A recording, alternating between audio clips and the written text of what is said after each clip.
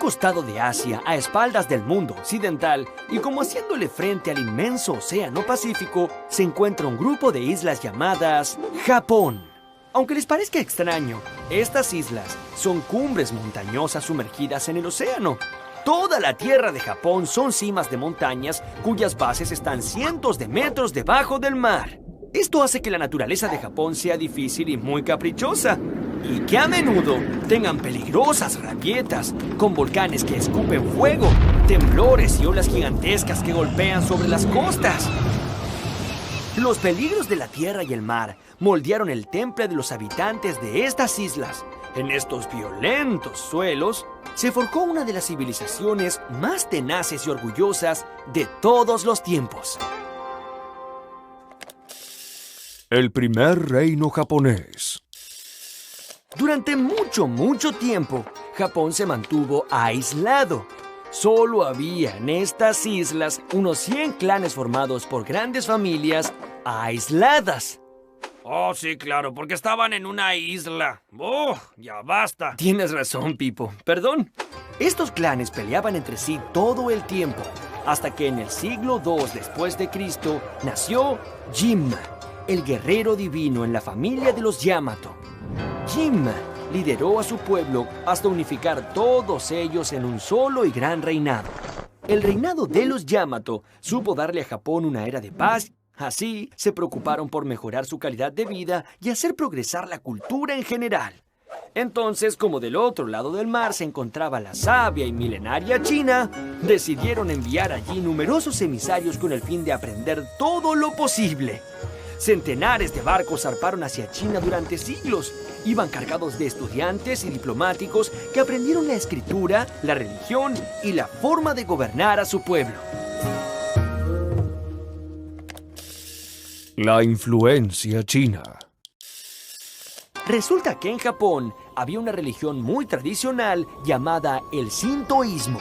Esta religión se basaba especialmente en adorar a las distintas fuerzas de la naturaleza, y la naturaleza de Japón tenía muchas fuerzas. Entonces, había muchos dioses a quienes adorar. Por otra parte, los japoneses aprendieron mucho de sus vecinos, los chinos, pero sobre todo, su religión, el budismo.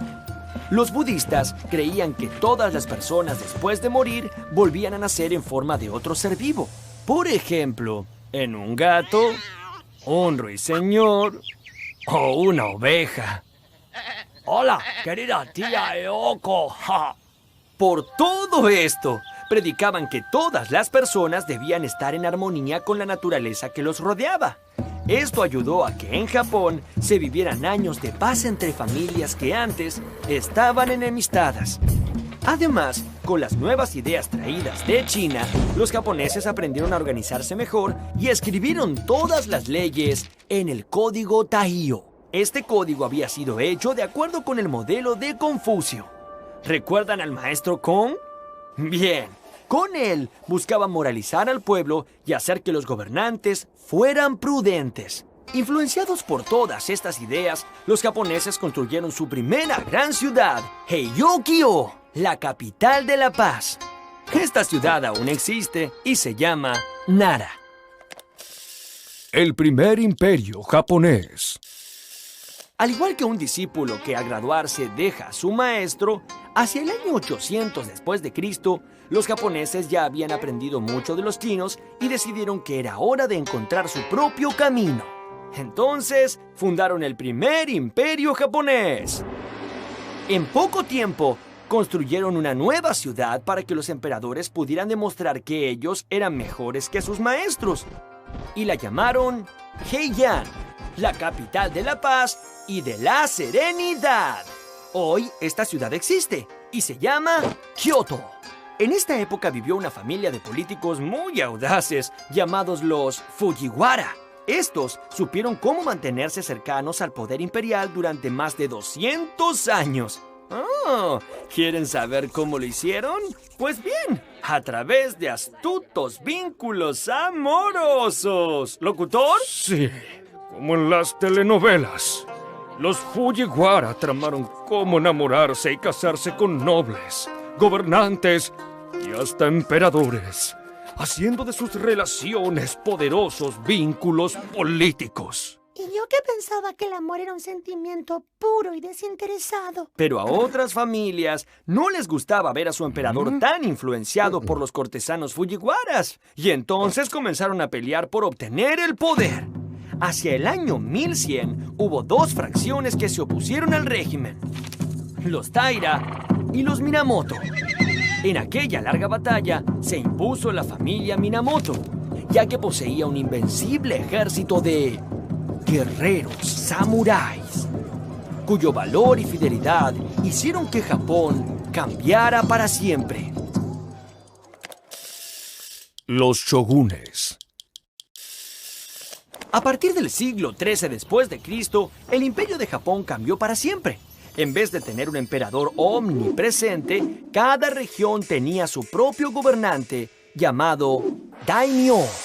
Pero claro, todos ellos obedecían al shogun, que era el jefe militar más poderoso del país. El primer shogun se llamó Yoritomo. Este gran guerrero pensaba que si se mantenía al emperador lejos del centro de poder, nadie lo extrañaría. Así que tuvo dos ideas. Primero, mudó los cuarteles a la ciudad de Kamakura, a 450 kilómetros de Kioto. Y luego, convirtió al emperador en una simple figura decorativa. Así fue que en Japón comenzó el largo período feudal que duró 7 siglos.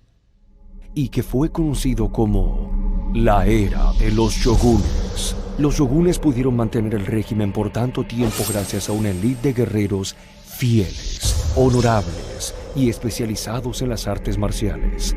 Aquellos mismos tenaces guerreros con los que Yoritomo había vencido a todos sus oponentes, guerreros de leyenda e indispensables para el shogun, los guerreros samuráis. Los guerreros samuráis. Los samuráis eran temibles y jugaron un papel decisivo a la hora de mantener en el poder un shogun o de combatir a sus enemigos. En retribución a su lealtad, el shogun solía entregarles tierras y riquezas.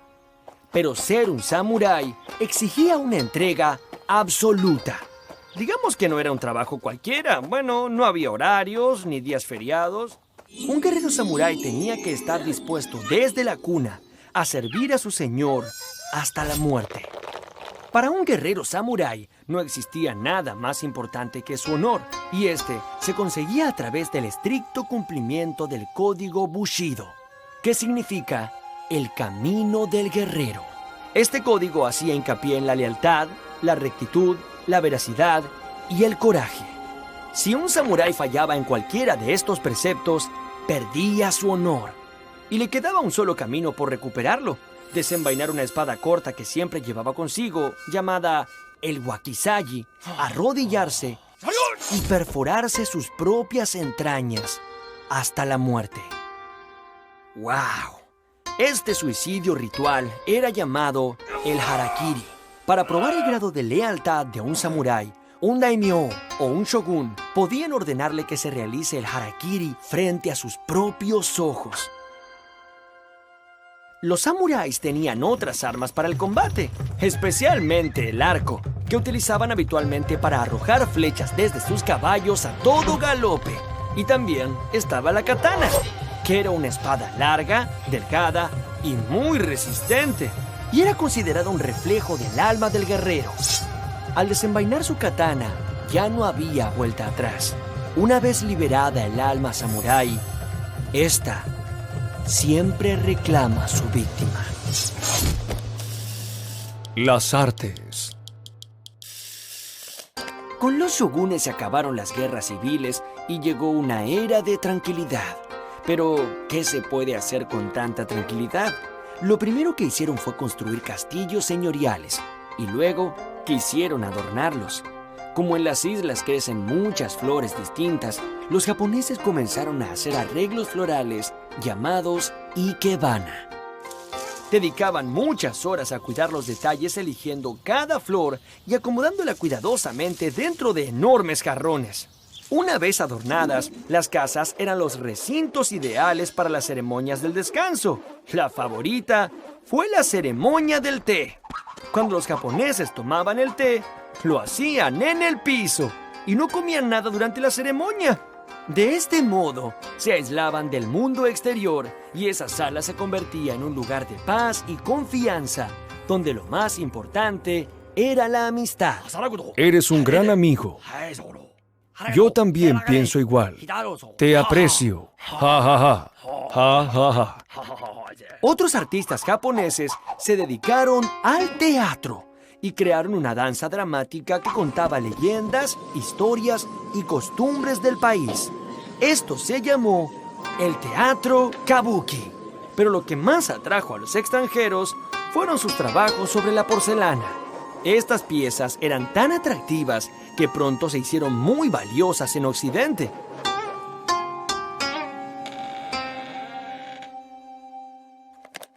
Tokugawa Ieyasu y el nuevo aislamiento. En 1543, mientras muchos generales se disputaban el shogunado, nació Tokugawa Ieyasu, una persona que estaba destinada a cambiar una vez más el rumbo de Japón. A los 7 años fue tomado rehén por una familia rival. Durante los 10 años que duró su cautiverio, Ieyasu pidió ser entrenado como guerrero samurái. Así aprendió los códigos de honor y el arte de la guerra. A los 17 años fue liberado y al regresar a su hogar, juntó y entrenó un ejército de guerreros que en muy pocos años se transformó en el más eficaz y numeroso de todo Japón. En 1603, el emperador lo nombró shogun. Así, logró fundar su propia dinastía. Para poner fin a tantos años de guerras civiles, Ieyasu creó un nuevo centro de poder, convirtiendo a la ciudad de Edo en una gran fortaleza. Con el tiempo, esta ciudad pasó a llamarse Tokio. Hoy Tokio sigue siendo la capital de Japón. Ieyasu pensaba que para conservar la paz era necesario el aislamiento. Las amenazas venían del extranjero, especialmente del cristianismo, que llegaba gracias a la apertura comercial con algunos países europeos. El cristianismo representaba un peligro para la estabilidad política del país, pues sus enseñanzas contradecían los valores tradicionales japoneses. Luego de la muerte de Ieyasu, en 1637, muchas cosas comenzaron a ser prohibidas, como por ejemplo, no se aceptaron más cristianos en suelo japonés. Cualquiera que practicara ese culto debía ser ejecutado. Tampoco fueron aceptados más comerciantes extranjeros. Todos ellos fueron expulsados. También fue prohibida la construcción de barcos, ya que con ellos la gente podía abandonar el país, y eso también estaba prohibido. Japón entró nuevamente en una etapa de total aislamiento con el extranjero. La modernización de Japón. Tuvieron que pasar unos 200 años de aislamiento antes de que Japón volviera a abrir sus puertas al extranjero. Mientras tanto, los lejanos países de Occidente habían desarrollado mucho su industria y tenían muchos productos para vender.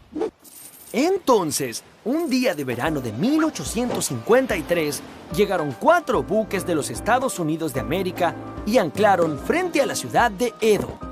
El comodoro Matthew Perry bajó de uno de los barcos y le entregó al emperador una carta de su presidente. Quizá la carta empezaba con un "Querido emperador, ¿cómo está usted? Bla bla bla bla bla bla bla bla bla bla bla bla". Pero lo más importante fue que el presidente le pedía al emperador que de una vez por todas dejara entrar a los extranjeros a comerciar en Japón. Perry avisó que volvería por la respuesta y se fue, dejando a todos en Japón con la boca abierta. Luego de mucho deliberar, llegaron a la conclusión de que las fuerzas occidentales eran demasiado fuertes y que los samuráis nada podrían hacer frente a los cañones de los buques europeos. Así fue que el emperador decidió emplear su autoridad para proteger el futuro de su país. Y se le ocurrió un viejo refrán: "Si no puede contra eso, úneteles y aprende". El emperador abrió definitivamente el país a los extranjeros y puso manos a la obra. Llamó a oficiales alemanes e ingleses que organizaron un ejército moderno. Luego, envió japoneses a Europa para que aprendieran las ciencias y los nuevos inventos que habían hecho tan poderosos a los occidentales.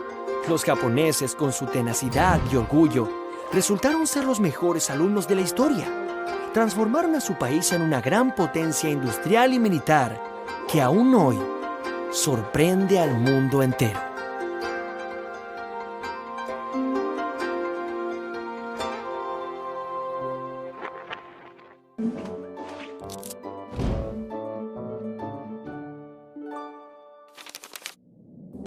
China es enorme. Solo basta con observar un mapa para darse cuenta de la inmensa extensión territorial que abarca. Uy, pero si es casi medio continente. Es cierto, realmente es grande. Ni se imaginan la cantidad de climas y paisajes que atraviesan a todo este territorio. China es un mundo en sí mismo, con tupidas selvas, desiertos abrumadores, montañas infranqueables, llanuras fértiles, densos pantanos y planicies congeladas. Los chinos observaron que el mundo estaba compuesto por cosas muy diferentes y cada cosa tenía su opuesto. Así fueron descubriendo que la naturaleza tenía un equilibrio, una armonía entre fuerzas diferentes y opuestas. Entonces, si en algún lado hacía frío, era porque en otro estaba haciendo calor. Si existía la tierra, era porque también existía el aire. Si el sol alumbraba durante el día, era la luna la que reinaba sobre la noche. Si había varones, pues debía haber mujeres.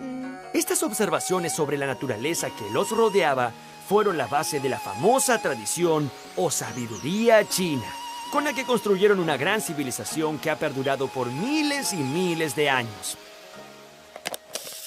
La formación del imperio. Trazando una línea justo por el centro de China, vemos al río Amarillo. Ahí comenzaron a desarrollarse los primeros pueblos que antecedieron a esta gran civilización. ¿Saben cuándo? ¡Uf! Como 5.000 años antes de Cristo. Alrededor de 1.500 años antes de Cristo, todos estos pueblos fueron dominados por unos temidos gobernantes llamados los Shang. Ellos eran todos descendientes de la misma familia, y por ello se les adjudicó el título de dinastía.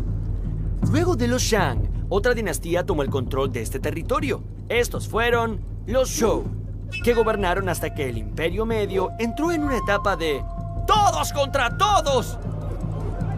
Esta fue llamada la época de los reinos combatientes, que duró hasta el 221 a.C., cuando una nueva dinastía de gobernantes guerreros logró unificar el país y establecieron el imperio que le dio a China su nombre, los Qin.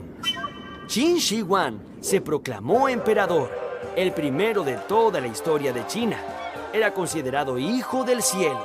Nadie podía discutirle nada y su poder era considerado mágico.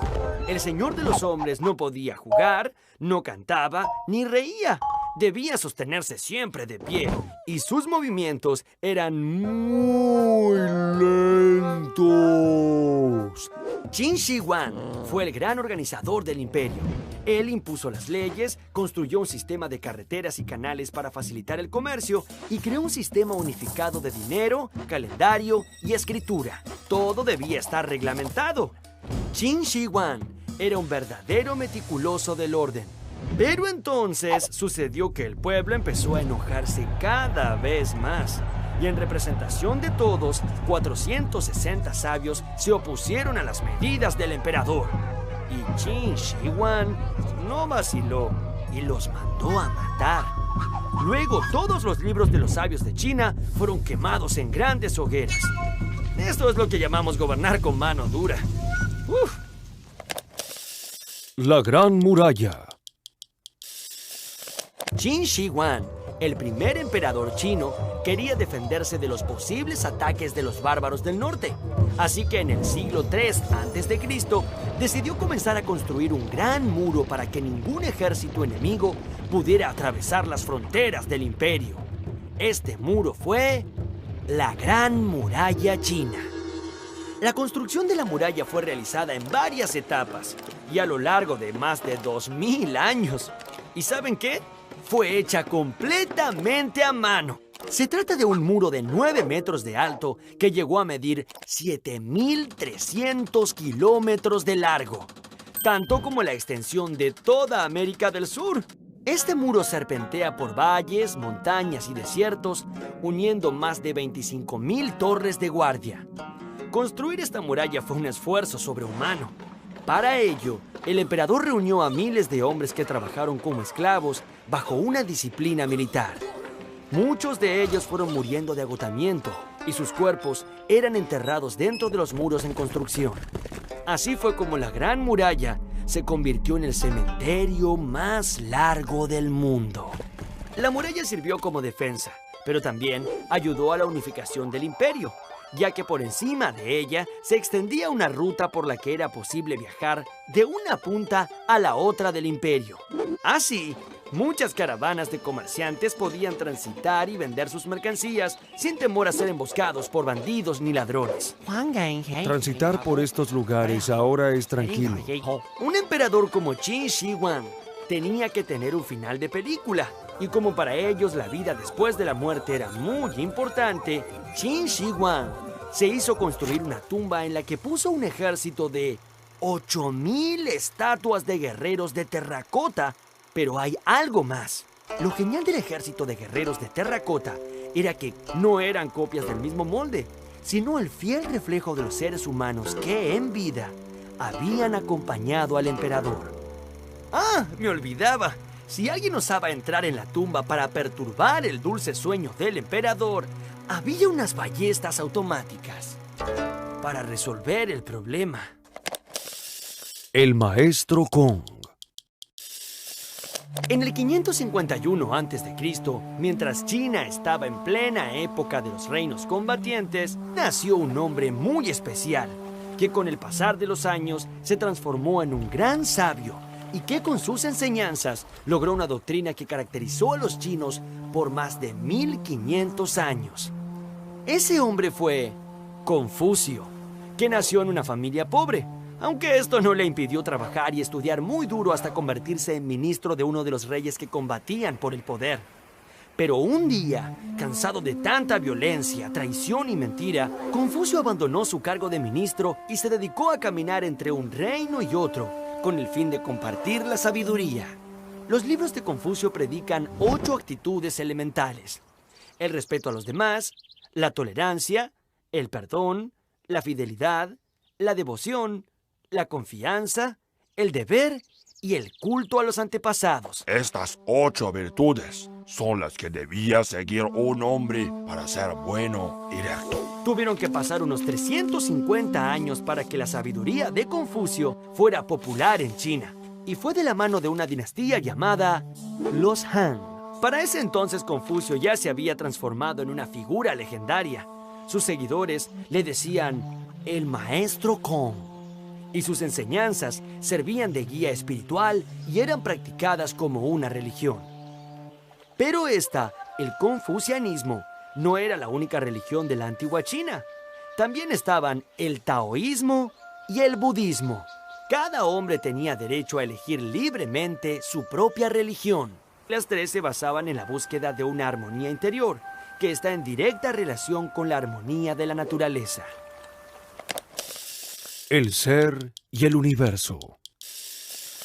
Si el universo es el producto del equilibrio entre fuerzas que se oponen, y si el hombre, para estar bien y ser mejor, tiene que estar en armonía con ese universo, entonces cualquier dolor o enfermedad que se manifieste en el cuerpo es producida por un desequilibrio entre el ser y el universo. La medicina tradicional china es la ciencia que busca regresar al hombre a ese estado de equilibrio y armonía con la naturaleza. Para los chinos, el cuerpo era como un universo en miniatura. Cada parte del cuerpo correspondía a un elemento del mundo. Por ejemplo, la cabeza era el cielo y los pies, la tierra. Los brazos y las piernas eran las 4 estaciones. La respiración era el viento y la sangre, la lluvia.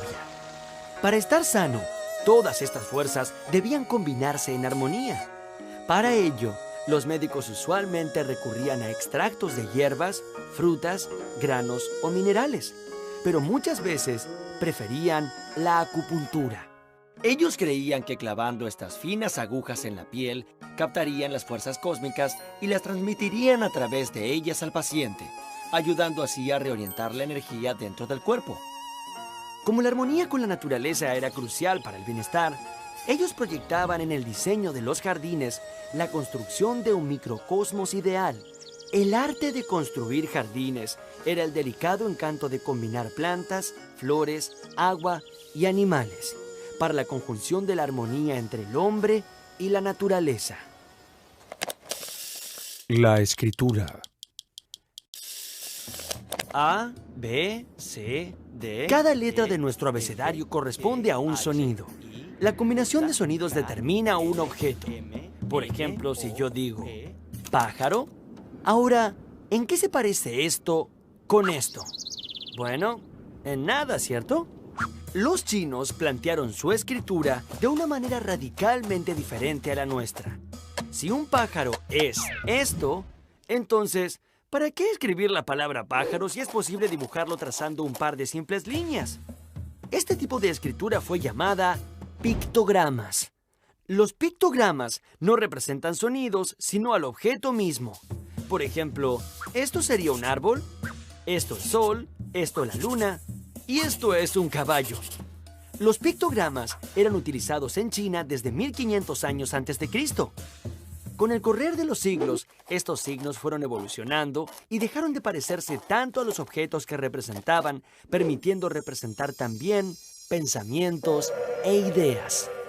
Así fue como se transformaron en ideogramas. ¡Claro! Ahora también podían representar ideas. En la actualidad, la escritura china tiene más de 20.000 ideogramas. ¡Uf! ¿Cuántas ideas que tienen estos chinos? ¿Han notado que cada ideograma es bellísimo? Es que la escritura china era un arte. Quizás tan importante como los cuadros que pintaban los artistas.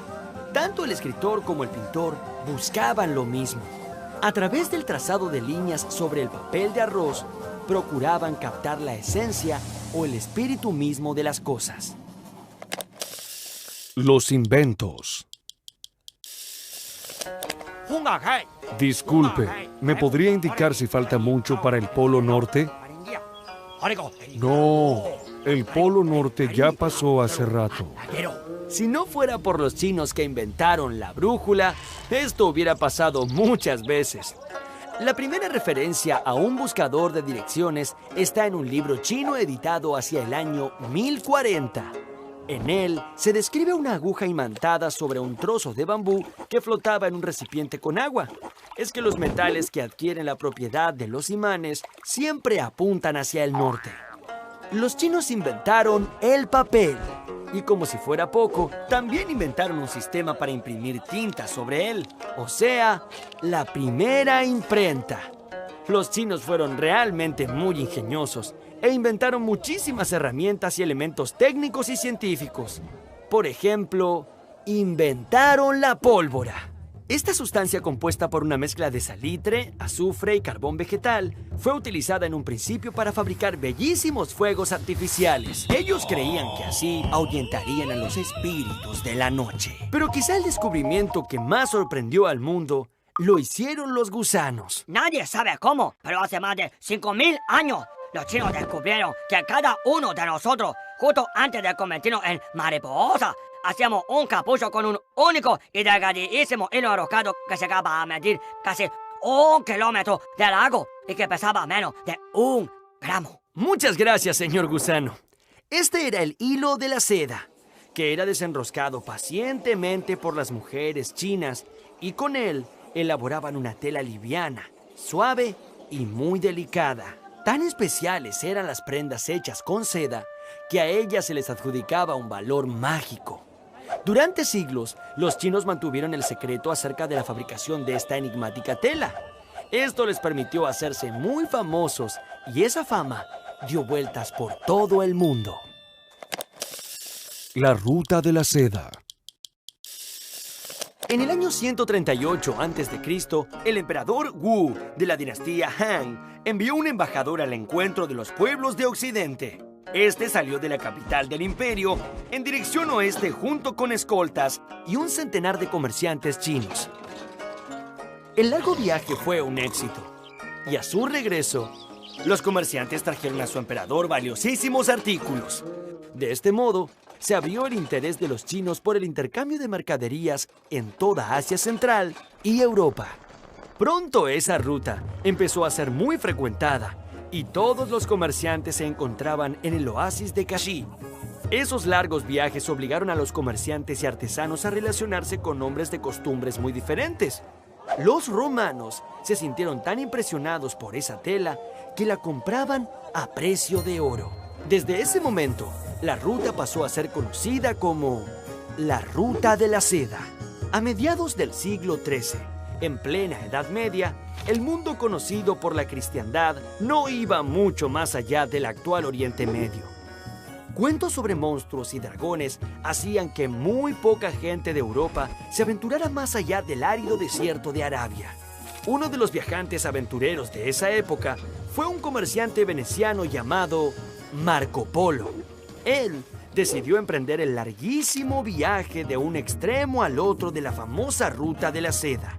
Marco Polo vivió 20 años en China y llegó a tener una relación muy cercana con el mismísimo emperador. Cuando volvió a Europa, dictó un libro que apasionó a los europeos. En él, había intentado describir a la civilización con la que había convivido la mitad de su vida. En su lecho de muerte, su familia pidió a Marco que confesase si había mentido en sus historias sobre China. Marco se negó e insistió. China es tan vasta y maravillosa que solo he alcanzado a contar la mitad de lo que realmente allí he vivido. ¿Cómo se originó la cultura india? El río Indo y el río Ganges. El río Indo recorre todo el subcontinente de la India, desde las altas cumbres de los Himalayas hasta su desembocadura en el Océano Índico. A las orillas de este río, hacia el año 2500 a.C., ya se habían desarrollado grandes ciudades que se convirtieron en centros de riqueza, refinamiento y poder. Pero en India existe otro río muy importante, el Ganges, cuyas fértiles llanuras fueron paulatinamente tomadas por olas migratorias de pueblos que provenían del centro del continente europeo. Esta enorme cantidad de gente hablaba un idioma nuevo, el indoeuropeo, y se establecieron allí formando nuevas ciudades. Bueno, nuevas es un decir, ya que estamos hablando de 1500 años antes de Cristo. Esta mezcla entre la gente que ya estaba y la gente nueva... Ah, ya deja de decir nueva, que son más viejos que estos botines de mi abuelo. Tienes razón, Pipo. Bueno, toda esta mezcla de gente dio origen a la civilización védica. Con su nuevo idioma, estos se dedicaron a poner por escrito los miles y miles de cuentos sobre sus dioses en unos libros esenciales llamados los Vedas, y lograron darle forma a la religión más antigua del mundo, el hinduismo.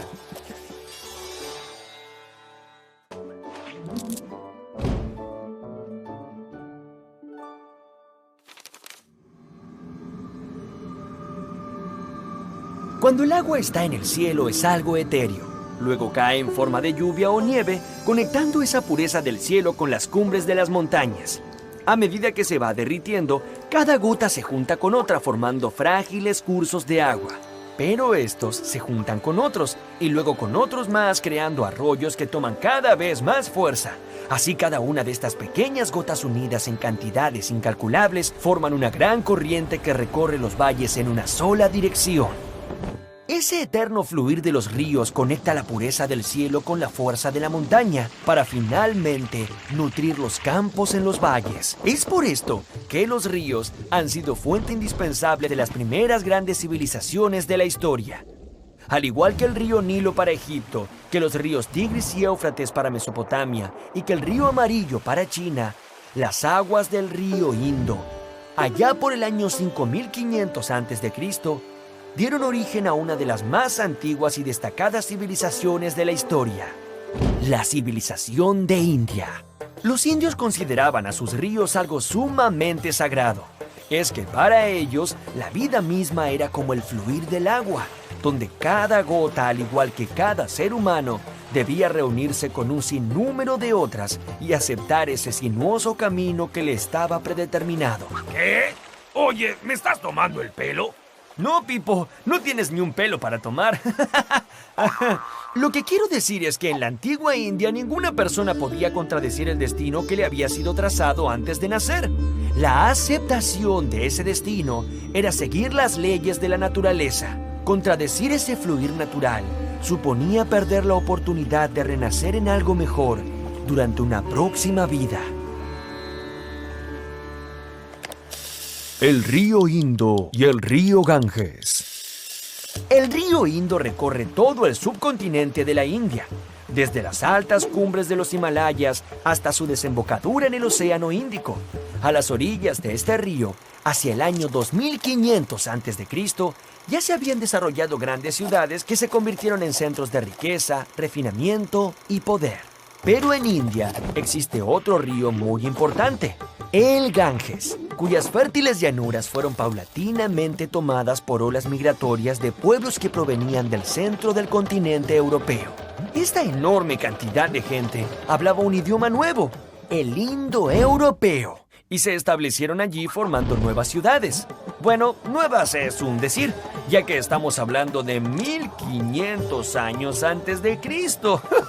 Esta mezcla entre la gente que ya estaba y la gente nueva... Ah, ya deja de decir nueva, que son más viejos que estos botines de mi abuelo. Tienes razón, Pipo. Bueno, toda esta mezcla de gente dio origen a la civilización védica. Con su nuevo idioma, estos se dedicaron a poner por escrito los miles y miles de cuentos sobre sus dioses en unos libros esenciales llamados los Vedas, y lograron darle forma a la religión más antigua del mundo, el hinduismo.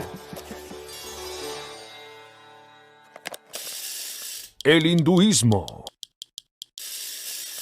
Los indios percibían al universo como un espacio inmenso de dimensiones indescriptibles y compuesto por una sucesión de ciclos de duración variable. Para ellos, un kalpa, es decir, un día y una noche en la vida del dios Brahma, equivalía a 8 millones de años de los nuestros. Oye, esa es una diferencia muy grande. ¡Ja! ¿Te has asustado? Entonces escucha esto. La mitología de la India es tan infinitamente rica que no hay obra que pueda albergar a todos los personajes que la componen. Y según dicen, tienen por lo menos 33.333 dioses o semidioses. Estos dioses evolucionan, pierden parte de su poder, se disfrazan, se transforman en animales, alumbran a otros dioses y hasta temen a la llegada de la muerte. Pero para simplificar, diremos que los dioses más importantes son 3. Brahma, el creador de todas las cosas. A Brahma no se lo ve jamás, pues está escondido en el vientre de Vishnu. Shiva es un bailarín misterioso que tiene 3 ojos. Uno mira al pasado, otro al presente y otro al futuro. Shiva simboliza la destrucción, pero también es quien golpea el suelo con el pie y toca el tambor para anunciar la salida de Brahma del vientre de Vishnu, quien sentado en una hoja de loto es capaz de crear el mundo en un instante con un soplo.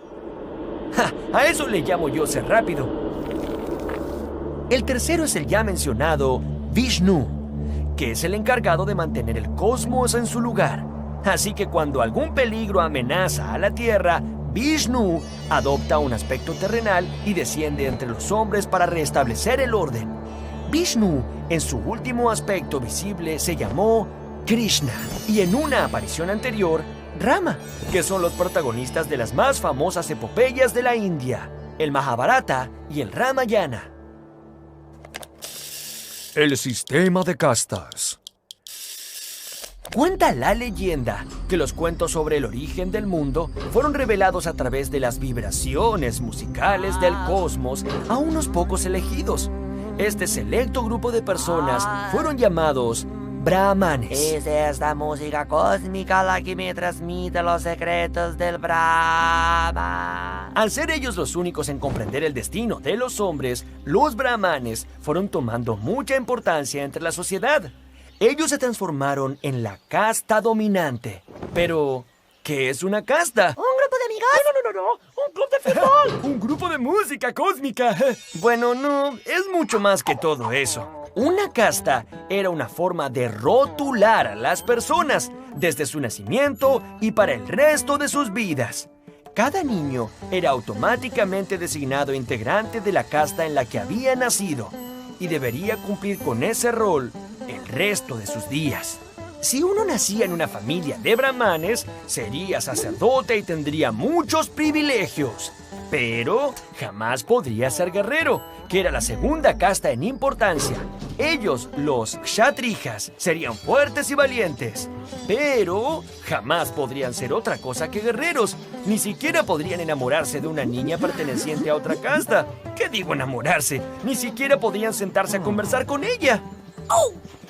La tercera casta era la de los paisayas, que eran los agricultores, artesanos y mercaderes. Y en último lugar, los sirvientes, llamados sudras. ¿Creen que lo peor era nacer sirviente? Bueno, no. Lo peor era ser un paria, que era una persona que no pertenecía a ninguna casta y estaban destinados a hacer los trabajos más desagradables. Los parias no podían beber de las mismas fuentes de agua que los demás y nadie podía ni tocarlos a ellos ni tocar su sombra. Si eso pasaba, esa persona sería contaminada y debería purificarse. La reencarnación. El sistema de castas que existía en la India hacía que las personas sintieran casi desprecio por la vida de personas de castas inferiores. Pero, ¿por qué existía este régimen tan estricto? ¿Cómo podían aceptar destinos tan extremos por el tan solo hecho de haber nacido en una familia u otra? Es que para los indios, la vida era un mero estado pasajero entre una vida pasada y otra por venir. Ellos estaban seguros que cuando los alcanzara la muerte, su alma se reencarnaría en otro ser vivo.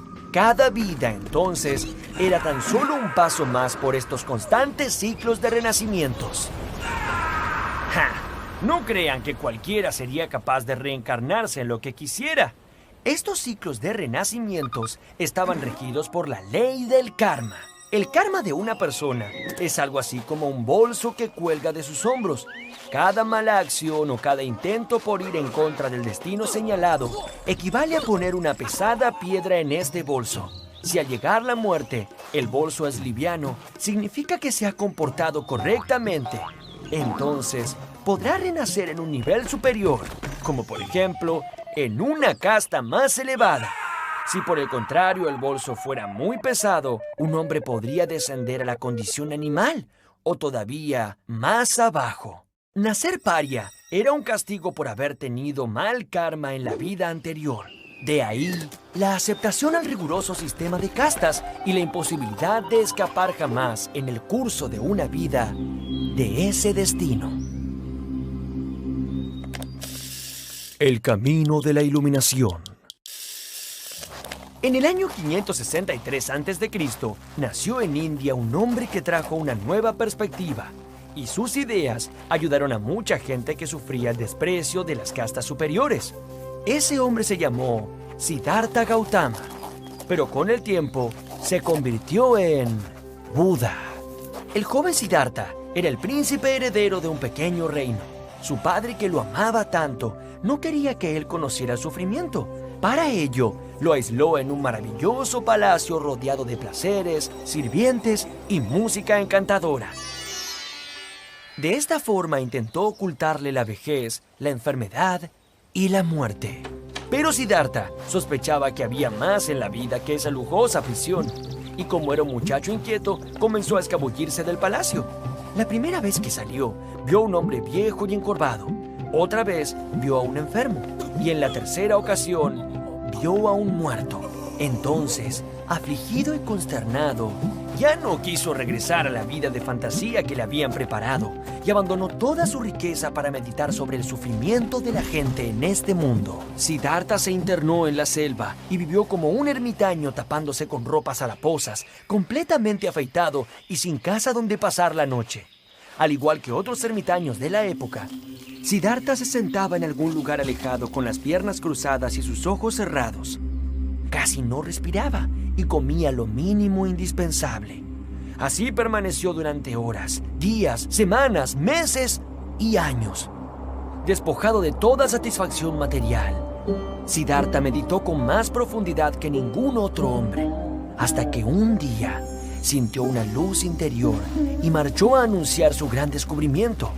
Desde ese día cambió su nombre a Buda, que quiere decir el iluminado. Todo sufrimiento nace del deseo de obtener algo. Si logramos dejar de desear, entonces también dejaremos de sufrir.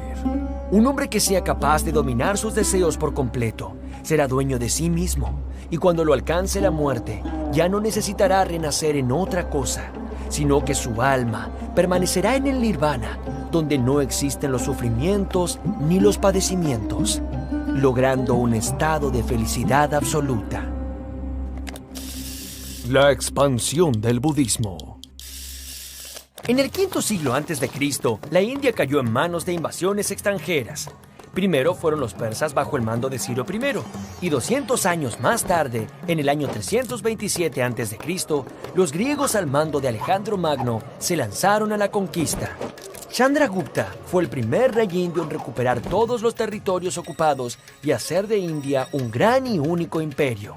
Pero fue su nieto llamado Asoka quien tendría reservado un lugar más importante en la reconstrucción de su país. Resulta que en el 9º año de su reinado, su ejército conquistó de manera brutal y sanguinaria la ciudad de Kalinga, liquidando a más de 100,000 personas. Fue entonces cuando se dio cuenta de la atrocidad a la que había sometido a su pueblo. Asoka decidió convertirse al budismo y en vez de seguir derramando sangre, dedicó su reinado a esparcir paz y tolerancia por toda la región. Durante su época, se hicieron muchas obras para mejorar la situación del pueblo, desde lugares sombreados para descansar y pozos de agua para refrescarse en los días de calor, hasta hospitales para estudiar las bondades de las plantas para curar enfermedades. Asoka gastó casi todas las riquezas de su reino en la construcción de templos para difundir las enseñanzas de Buda. De este modo pacífico, Asoka se convirtió en uno de los reyes más recordados y la antigua India recuperó el curso natural de la paz. La llegada del Islam. Luego del esplendoroso período de Asoka, y por 400 años, la India dejó de ser un solo imperio, fragmentándose en cientos de reinos independientes. Cada uno de estos pequeños reinos fue gobernado por su Maharaja, que vivía rodeado de un lujo esplendoroso. Muchos siglos después, ocurrió algo que volvió a cambiar radicalmente la historia de la India.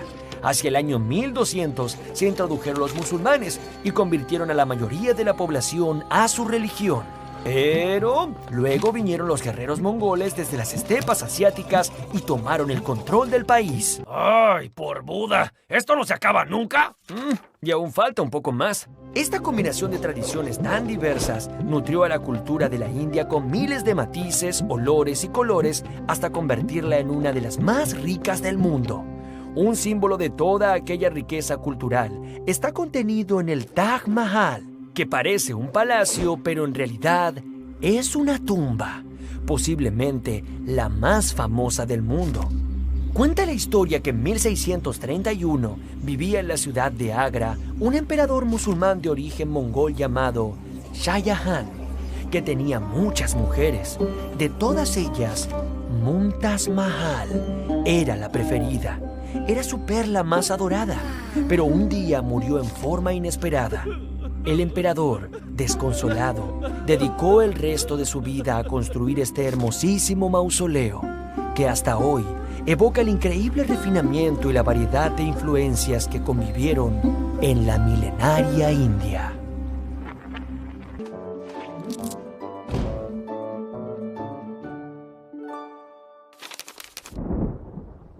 Muchos piensan que la Edad Media fue un periodo oscuro en el que no pasó mucho y que se llama así porque quedó colgando en medio del esplendor de la antigua Roma y el mundo moderno. Es decir que para muchos la Edad Media fue un bache en la historia, un periodo de transición, como un sótano oscuro en el que el hombre permaneció oculto y del que salió nuevamente a la luz recién allá por el año 1500, cuando renacieron aquellas ideas de la antigüedad que habían hecho tan brillantes las épocas de Grecia y de Roma. Pero en este periodo sí que pasaron muchas cosas. Pues fue en realidad por estos años cuando comenzó a gestarse la Europa que conocemos hoy. España, Francia, Italia, Alemania, Gran Bretaña, los Países Bajos, toda Escandinavia, Austria, Hungría... son descendientes de aquellos famosos pueblos bárbaros que ocuparon estos territorios luego de la caída del Imperio Romano. Durante los 10 siglos de la Edad Media, estos pueblos se convirtieron en reinos y le dieron forma a Europa, referencia fundamental de la cultura occidental. Los francos. Allá por el siglo V después de Cristo, pueblos bárbaros provenientes del centro europeo acosaban la estabilidad del Imperio Romano. ¿Recuerdan? Sí, claro. Muy bien, entonces también recuerdan que fueron los bárbaros germanos quienes finalmente en el año 476 entraron y destruyeron a Roma por completo. Bueno, pero estos grandotes germanos no eran un solo pueblo, sino que estaban subdivididos en un sinnúmero de fracciones que siempre luchaban entre sí. Los lombardos, los vándalos, los godos, los visigodos, los borgoñeses, los sajones y especialmente un grupo de pueblos que lograron destacarse entre todos estos: los francos. Estos personajes rústicos, fuertes y muy guerreros venían de tierras cercanas al río Rin en la actual Alemania. Los francos tuvieron una gran ventaja. De su lado nació un hombre que era un líder por naturaleza y que jamás se dejaba vencer. Ese hombre se llamó Clodoveo. ¿Y saben qué? Comenzó a liderar a su pueblo con tan solo 16 años. ¡Ah! Mocoso engreído. ¿Mocoso engreído?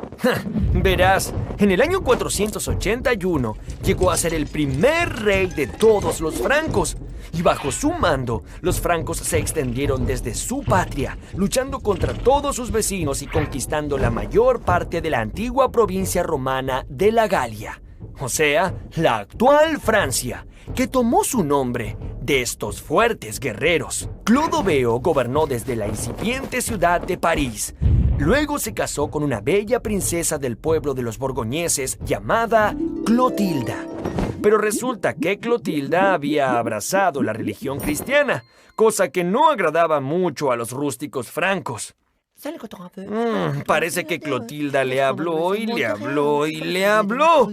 Ya, mujer. Sí. ¡Oh, Jesús el Redentor!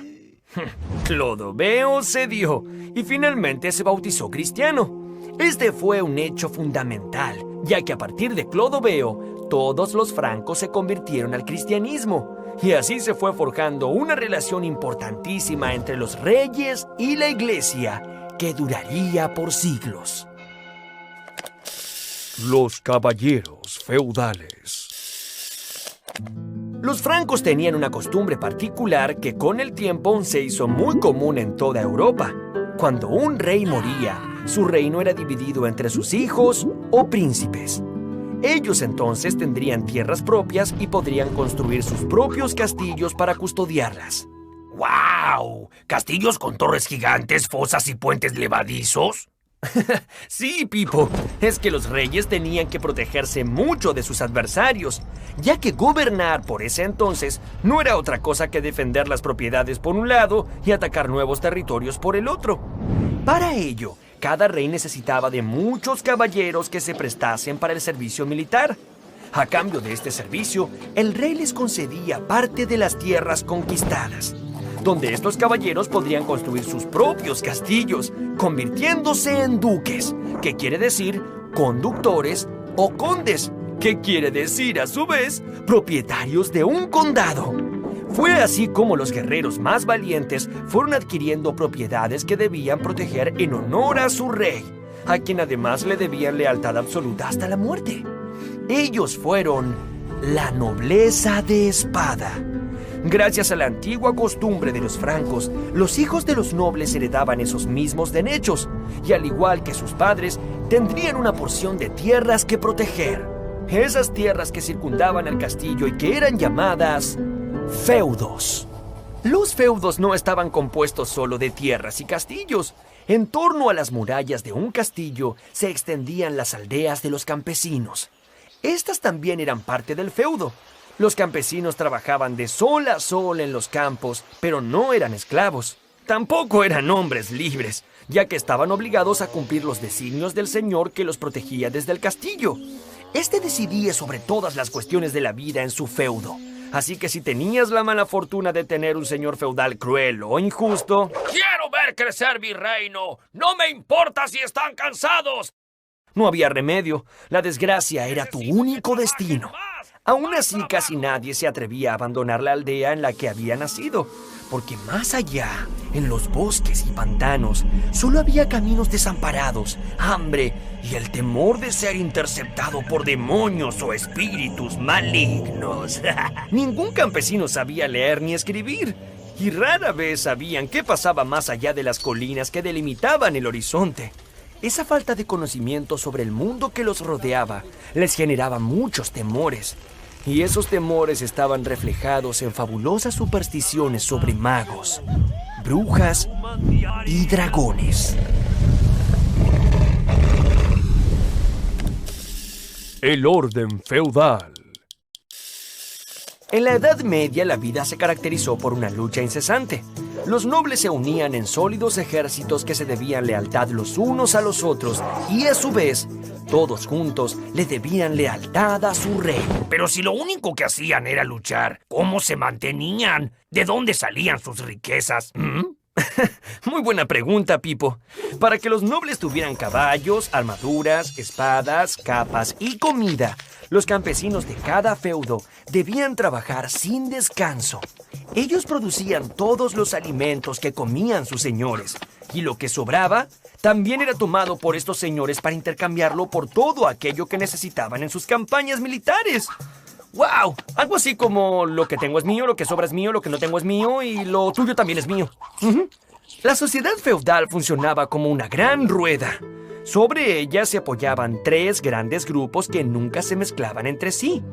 Aquellos que se dedicaban a luchar eran los nobles caballeros. Aquellos que se dedicaban a rezar eran los monjes del clero. Y aquellos que se dedicaban a trabajar la tierra eran los campesinos. Cada grupo dependía del otro. Si los campesinos no eran defendidos por los nobles, no podrían cultivar la tierra. Y si los nobles y la iglesia no tenían que comer, ¿cómo iban a pelear y a rezar? Estos tres órdenes eran muy rígidos y nadie podía moverse de uno hacia el otro. La organización feudal duró en Europa unos 1000 años. Los carolingios. Pipino era un duque de origen franco que tenía sus tierras en Soissons, a unos 100 kilómetros de París. Le decían el Breve, ya que, digamos que no contaba con una gran estatura.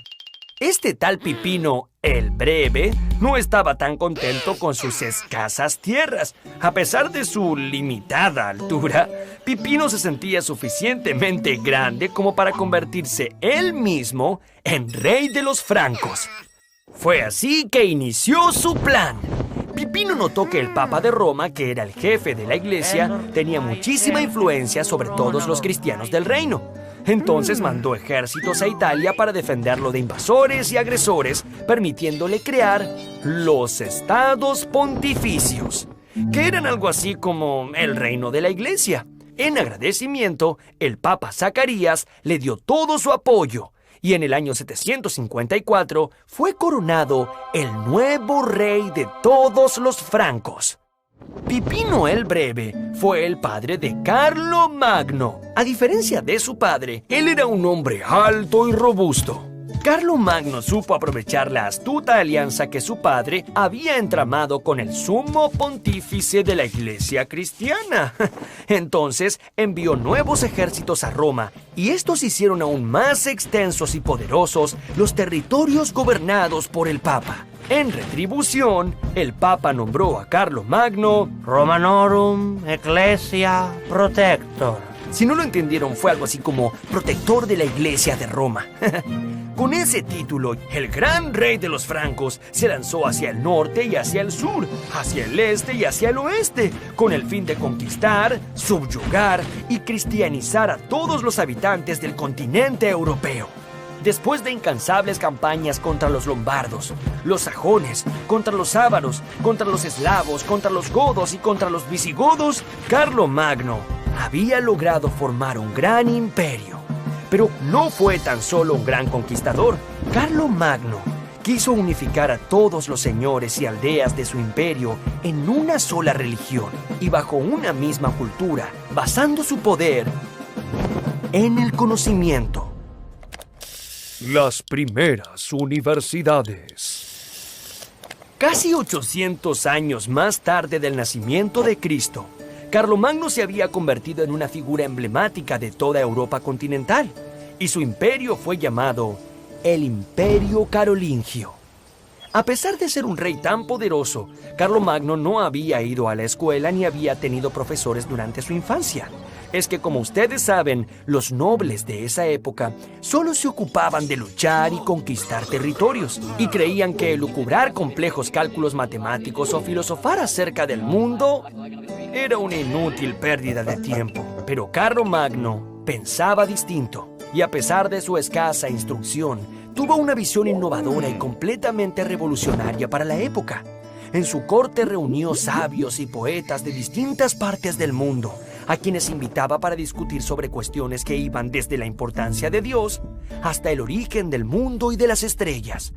Él mismo aprendió a hablar el latín, que era el idioma de los antiguos romanos, y obligó a que sea enseñado en muchas iglesias y monasterios de su imperio. Sin embargo, le resultaba muy difícil escribir, ya que su mano estaba entumecida de tanto sostener su pesada espada de hierro. Los monjes tenían a su cargo documentar todos esos conocimientos universalistas que allí se enseñaban. Este fue el origen de las universidades, tal como las conocemos hoy. 2 siglos después de Carlomagno, de aquellos monasterios, nacieron muchas universidades, por ejemplo, la Universidad de Bolonia, en Italia, que fue fundada en el año 1088 y es la más antigua de Europa, o la de Oxford, en Inglaterra, que fue creada en el año 1096. Catedrales. La alianza entre Carlomagno y el Papa fue cosa seria. El rey mandó a construir muchísimas iglesias y monasterios a lo largo y a lo ancho de su imperio. Al comienzo, las iglesias románicas se caracterizaban por sus grandes bóvedas oscuras y frías, donde reinaba un clima apagado, que acentuaba el espíritu místico religioso.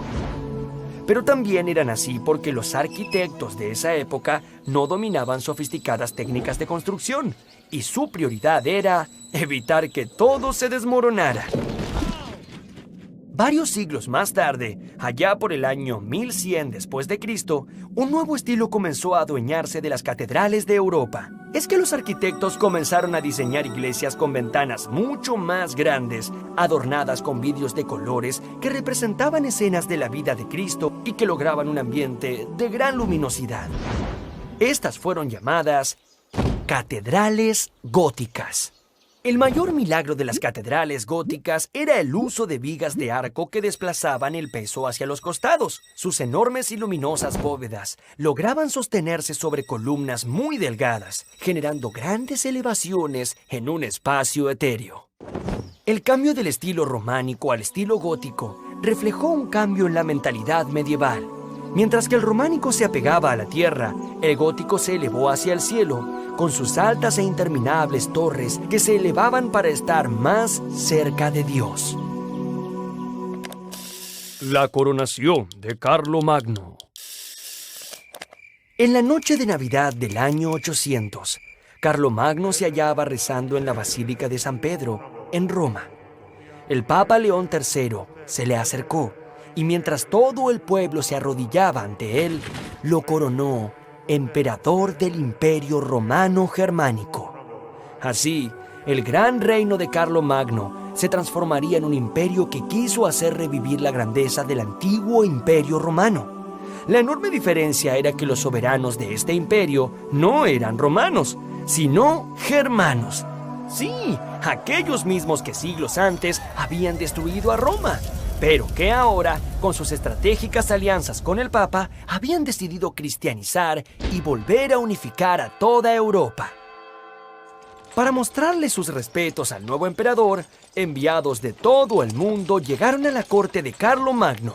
El gran príncipe musulmán de Oriente, Harún al-Rashid, le envió preciosos tesoros y, escuchen esto, hasta un elefante. ¡Arre, holgazán, arre! La inteligencia, la fuerza de voluntad y la superioridad con la que gobernó Carlomagno destacó a toda una época. Pero, desafortunadamente, todos estos logros estaban atados a su propia personalidad y se disolvieron poco después de su muerte. 14 años después de su coronación, en el año 814, el imperio fue repartido entre sus 3 nietos y pronto se descompuso en los reinos de Alemania, Francia e Italia. Las escuelas creadas por Carlomagno decayeron y el arte de leer y escribir se mantuvo aislado en algunos monasterios dispersos. El Sacro Imperio Romano de la nación alemana, la gran obra de Carlomagno, no perduró por mucho tiempo. Y en los siglos posteriores, Europa volvió a caer en guerras e invasiones incesantes que imposibilitaron cualquier esfuerzo de unidad y crecimiento común. Este, que fue el principal objetivo de Carlomagno, sigue siendo hoy uno de los principales anhelos de todos los estados que componen a Europa en la actualidad.